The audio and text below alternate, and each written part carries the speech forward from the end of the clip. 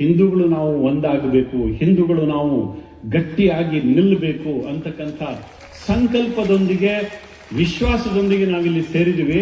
ಕುಳಿತಿರತಕ್ಕಂಥ ಒಬ್ಬೊಬ್ರು ಕೂಡ ಇತಿಹಾಸವನ್ನ ರಚನೆ ಮಾಡ್ತಾ ಇದ್ರಿ, ಗೊತ್ತಿರಲಿ. ಜಗತ್ತಿನಲ್ಲಿ ಹಿಂದುತ್ವದ ಕುರಿತಂತೆ, ಒಂದು ವಿಷಯದ ಕುರಿತಂತೆ, ಸಮಾಜದ ಉನ್ನತಿಗೆ ಕುರಿತಂತೆ, ಸಮಾಜದ ಬಗ್ಗೆ ಕಳಕಳಿಯನ್ನ ಇಟ್ಟುಕೊಂಡು ಸೇರಿರ್ತಕ್ಕಂಥ ಒಂದು ಸಮೂಹ ಇಷ್ಟೊಂದು ದೊಡ್ಡ ಸಂಖ್ಯೆಯಲ್ಲಿ ಸೇರುತ್ತೆ ಜಗತ್ತಿನಾದ್ಯಂತ. ಇದೊಂದು ಜಾಗತಿಕ ದಾಖಲೆ. ಬಡವರ ಮಕ್ಕಳು ಹಾದಿ ಬೀದಿನಲ್ಲಿ ಹೋರಾಟ ಮಾಡಬೇಕು, ಬಡವರ ಮಕ್ಕಳು ಕೇಸುಗಳನ್ನ ಹಾಕಿಸ್ಕೊಳ್ಬೇಕು, ಬಡವರ ಮಕ್ಕಳು ವೇದಿಕೆ ಕಟ್ಟಬೇಕು, ಬಾವುಟ ಹಿಡಿಬೇಕು, ಜೈಕಾರ ಹಾಕಬೇಕು. ಆದರೆ ರಾಜಕಾರಣಿಗಳ ಮಕ್ಕಳು ವಿದೇಶದಲ್ಲಿ ವ್ಯಾಸಂಗ ಮಾಡಬೇಕು. ಅನಂತಕುಮಾರ್ ಹೆಗಡೆ, ಹಿಂದೂ ಫೈರ್ ಬ್ರ್ಯಾಂಡ್ ಅನಂತಕುಮಾರ್ ಹೆಗಡೆ ಅವರ ಇತ್ತೀಚಿನ ಹಿಂದೂ ಸಂಗಮದಲ್ಲಿ ಮಾತನಾಡ್ತಾ ಇದ್ದಂತಹ ಮಾತುಗಳನ್ನು ನೀವೆಲ್ಲ ಕೇಳಿದ್ದೀರಿ.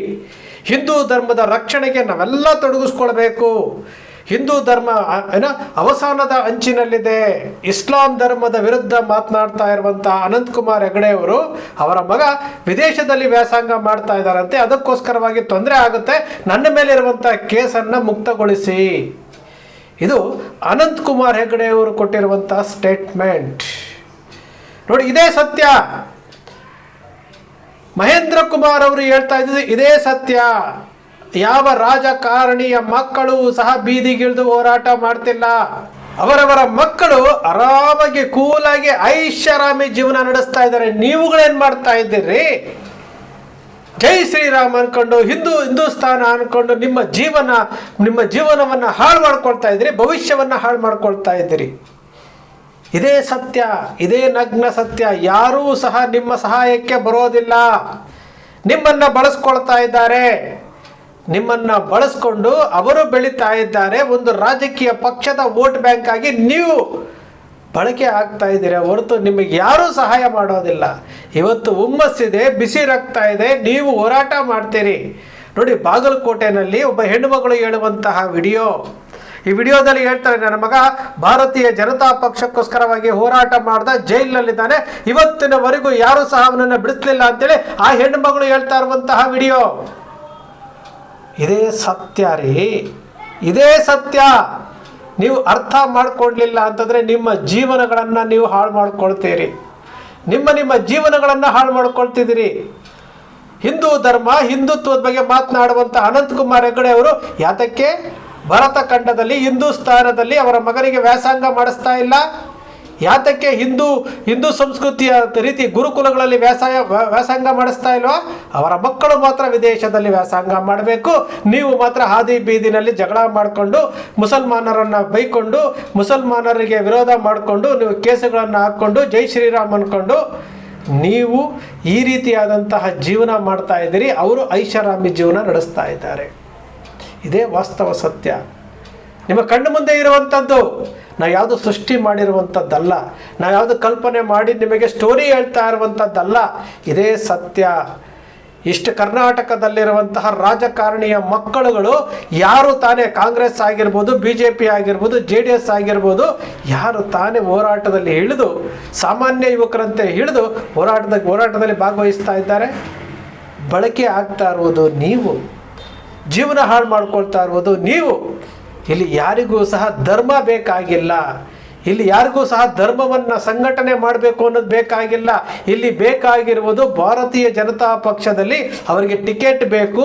ಅದಕ್ಕೋಸ್ಕರವಾಗಿ ಪ್ರಚಾರವನ್ನು ಜೀವಂತವಾಗಿ ಇಡಬೇಕು. ಆ ಕಾರಣಕ್ಕೋಸ್ಕರವಾಗಿ ಹಿಂದುತ್ವ, ಶ್ರೀರಾಮ, ಅಯೋಧ್ಯ, ಮುಸಲ್ಮಾನ, ಪಾಕಿಸ್ತಾನ ಈ ರೀತಿಯಾದಂತಹ ವಿಚಾರಗಳನ್ನು ಮುನ್ನೆಲೆಗೆ ತೆಗೆದುಕೊಂಡು ಬಂದು ನಿರಂತರವಾಗಿ ಅವರು ಸುದ್ದಿಯಲ್ಲಿರ್ತಾರೆ. ಇದೇ ವಾಸ್ತವ. ಅನಂತಕುಮಾರ್ ಹೆಗಡೆ ಅವರ ವಿಚಾರ ಏನು ಅಂತ ಇವತ್ತು ಗೊತ್ತಾಯ್ತಲ್ವಾ?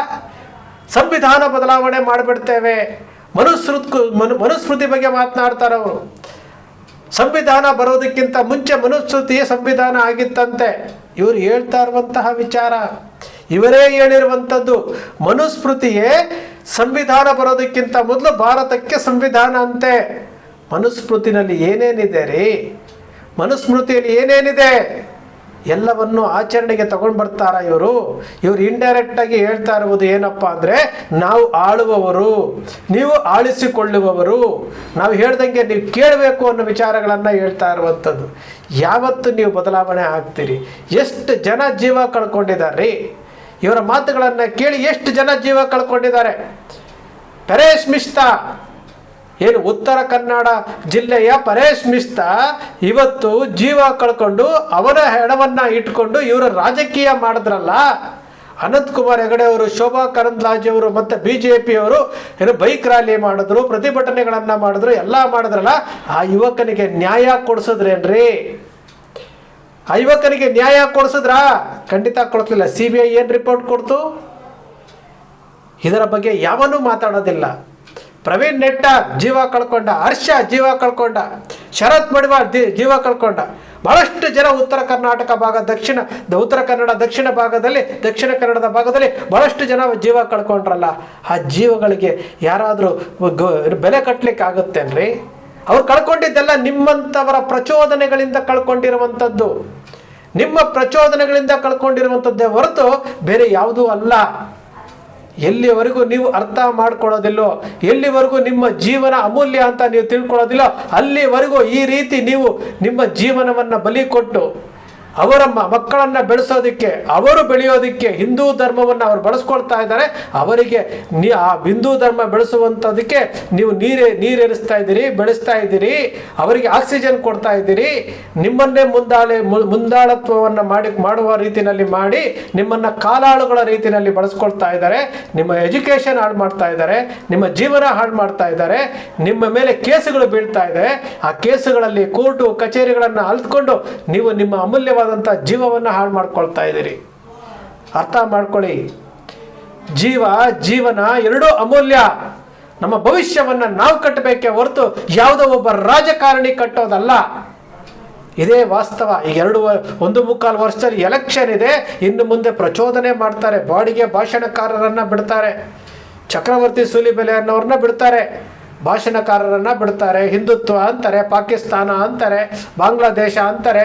ಇದೇ ರೀತಿ ಮಾಡ್ಕೊಂಡು ಹೋಗ್ತಾ ಇದ್ದಾರೆ ಹೊರತು ಇವರಿಗೆ ನಿಜವಾದಂತಹ ಹಿಂದೂ ಧರ್ಮದ ಬಗ್ಗೆ ಕಾಳಜಿ ಇದ್ದಿದ್ದರೆ ಇವತ್ತು ಹಿಂದೂ ಧರ್ಮ ಈ ಹಂತಕ್ಕೆ, ಕೆಳಮಟ್ಟಕ್ಕೆ ಹೋಗ್ತಾ ಇರಲಿಲ್ಲ.